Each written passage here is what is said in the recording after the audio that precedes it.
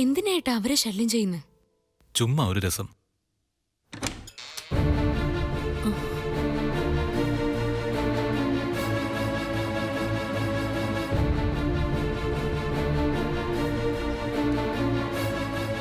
Sorry, എനിക്ക് മുറി മാറിപ്പോയതാ.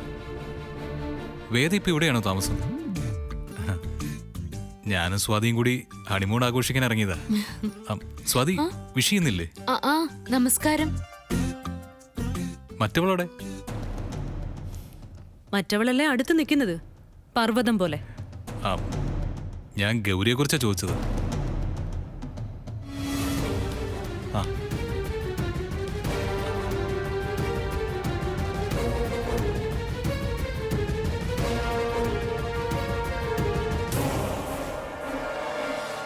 സത്യം പറയാലോ, നിങ്ങളിവിടെ ഉണ്ടെന്ന് അറിഞ്ഞിരുന്നെങ്കിൽ ഞങ്ങൾ ഇങ്ങോട്ട് വരില്ലായിരുന്നു.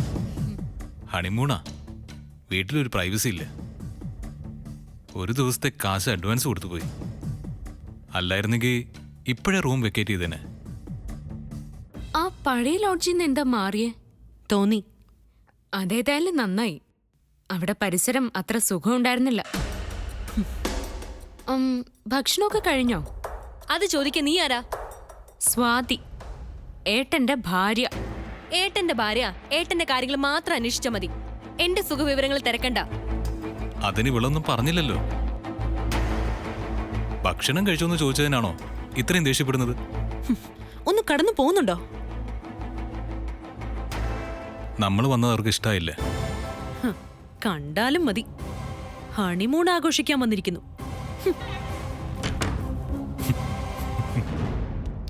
അവരുടെ സമാധാനം ഇതോടെ പോയി. വേണ്ടായിരുന്നു ഏട്ടാ. എന്തിനാ അവരിങ്ങനെ കളിയാക്കുന്നേ? ജീവിതത്തില് നമ്മളെ ഒരുപാട് ഉപദ്രവിച്ചവരല്ലേ അവര്. എങ്ങനെയെങ്കിലും തിരിച്ചടി കൊടുത്തില്ലെങ്കിൽ പിന്നെ നമ്മളെന്തിനു കൊള്ളാം? വേദയ്ക്കിത് സഹിക്കാൻ പറ്റില്ല. സഹിക്കരുത്. സഹിക്കാൻ വയ്യാതെ അവള് വീട്ടിലേക്ക് തിരിച്ചു പോണം. അതാ എന്റെ ഉദ്ദേശവും. അത് നടക്കുവോ? നോക്കാം. വാ.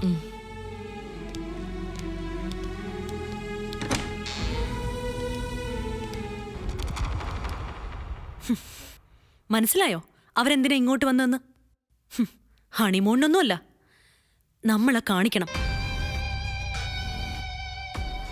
നമ്മളിങ്ങനെ കഷ്ടപ്പെട്ട് തോറ്റു തൊപ്പിയിട്ട് ജീവിക്കുമ്പോ അവരടിച്ചു പൊളിച്ച് സന്തോഷിച്ച് ജീവിക്കുകയാണെന്ന് നമ്മളെ കാണിക്കണം.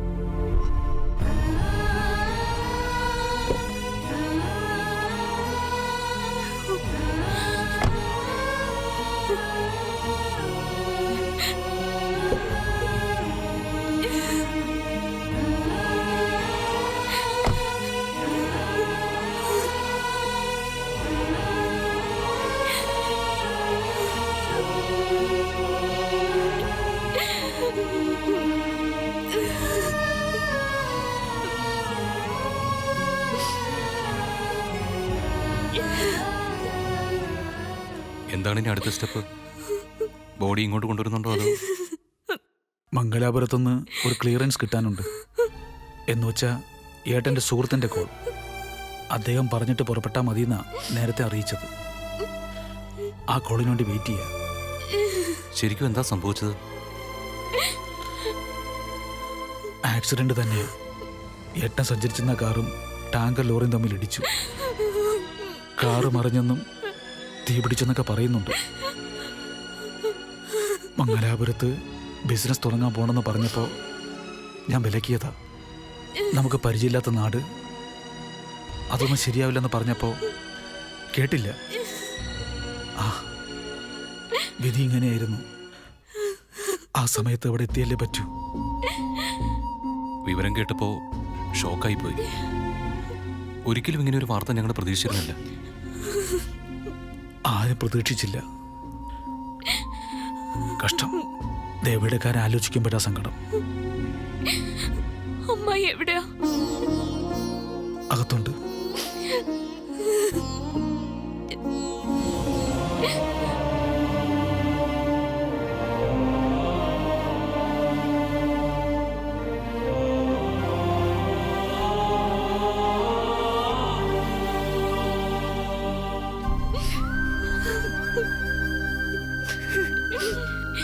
അമ്മായി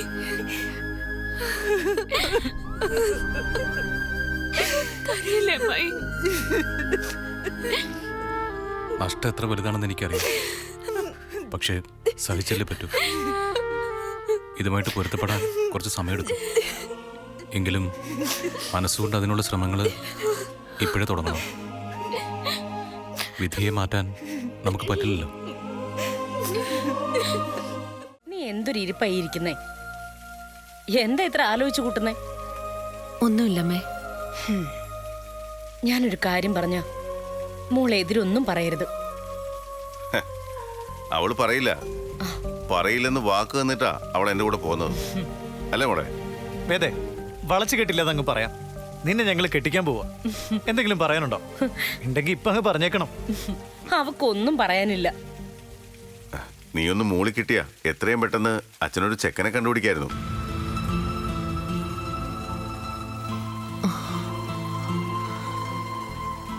നോക്കിക്കൊള്ളൂ, എനിക്ക് സമ്മതം.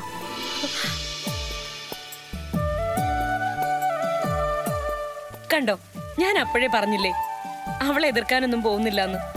അവളിപ്പം നല്ല കുട്ടിയാ. മിടുമിടുക്കന്മാരെ കൊണ്ടുവന്ന് മുന്നിൽ നിർത്തി തരും. അതിൽ നീ ഇഷ്ടമുള്ളൊരുത്തനെ തിരഞ്ഞെടുത്തോ.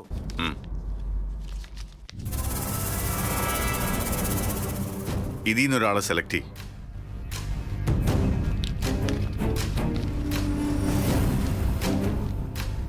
എല്ലാവരെയും എനിക്ക് ബോധിച്ചതാണ്. അതിൽ തന്നെ ഒരാളെ കൂടുതൽ ബോധിച്ചിട്ടുണ്ട്.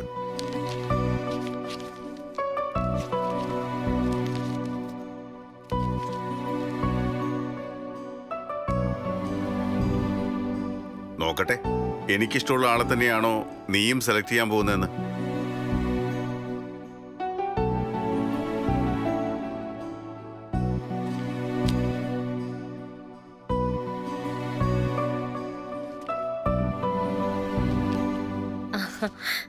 എവിടെ? ഞാനും കൂടി കാണട്ടെ. കൊള്ളാല്ലേ? ദാ, ഇയാള് മതി. ആ ആ, ഇപ്പൊ എങ്ങനെയുണ്ട്? ഞാൻ പറഞ്ഞതിൽ വല്ല മാറ്റം ഉണ്ടായോ? അമ്മേ, ഇയാളെയാ അച്ഛനും കൂടുതൽ ഇഷ്ടമായല്ലോ. സോഫ്റ്റ്വെയർ എഞ്ചിനീയറാ, അങ്ങ് അമേരിക്കയില്. ഒറ്റ മോൻ. കുടുംബം നല്ല അന്തസ്സുള്ള കുടുംബം. പയ്യനിപ്പോ ലീവിലൂടെ ഉണ്ട്. ചെറുക്കനും പെണ്ണും കണ്ട് ഇഷ്ടപ്പെട്ട എത്രയും പെട്ടെന്ന് കല്യാണം നടത്താം. അങ്ങനെ എടുപിടിന്ന് വേണോ? അമ്മേ, വേണം. ഇതാണെങ്കിൽ എന്തായാലും വേണം. കാരണം ചെറുക്കന് അധിക ദിവസം ലീവില്ല. കാണാൻ ഭംഗിയുണ്ട്. ഇവക്ക് നന്നായിട്ട് ചേരുകയും ചെയ്യും. കല്യാണം കഴിഞ്ഞ ഇവളെയും കൊണ്ടുപോകും അമേരിക്കയില്. കൊണ്ടുപോകും. ആദ്യ പോക്കിൽ നടക്കില്ലെങ്കിലും 1-2 മാസത്തിനുള്ളിൽ എന്തായാലും നടക്കും. വേദേ, എന്നാ പിന്നെ വരാൻ പറയട്ടെ അവരോട്. പറഞ്ഞോളൂ. പിന്നൊരു കാര്യം, വന്നു കഴിയുമ്പോ നിന്റെ പാസ്റ്റ് ഒന്നും ആരോടും പറയാൻ നിൽക്കണ്ട. അത് അറിഞ്ഞിരിക്കുന്നല്ലേ അച്ഛാ നല്ലത്. അല്ലെങ്കിൽ പിന്നീടൊരു പ്രശ്നം ഉണ്ടായാലോ?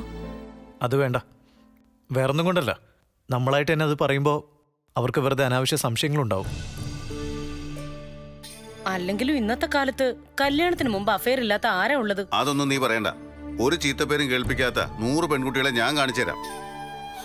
നമ്മുടെ മോൾക്കൊരു അബദ്ധം പറ്റി, നമ്മളത് സഹിക്കുന്നു, അത്രേ ഉള്ളൂ. അല്ലാതെ ചെയ്ത തെറ്റിനെ വെള്ള പൂശാനൊന്നും നിൽക്കണ്ട. ഇനിയിപ്പൊ അതും ഇതും പറഞ്ഞ് അവളുടെ മനസ്സ് വെറുതെ വിഷമിപ്പിക്കണ്ട. അവര് അറിഞ്ഞു ചോദിക്കുകയാണെങ്കിൽ ചോദിക്കട്ടെ. അല്ലാതെ ഇപ്പൊ നമ്മളായിട്ടൊന്നും പറയാൻ നിൽക്കണ്ട.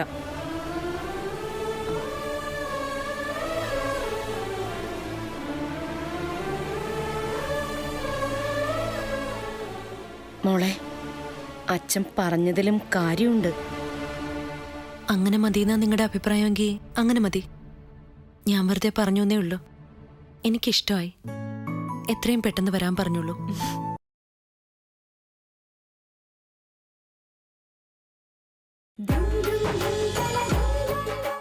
ഇങ്ങനെയൊക്കെ ആവുമെന്ന് ഞാൻ കരുതിയതല്ല. ഇതല്ലാതെ ഇപ്പൊ എന്റെ മുമ്പിൽ വേറെ മാർഗമില്ല. ഒരു മാറ്റം എനിക്കിപ്പോ ആവശ്യമാണ് ഗൗരി. കല്യാണമാണ് ആ മാറ്റം.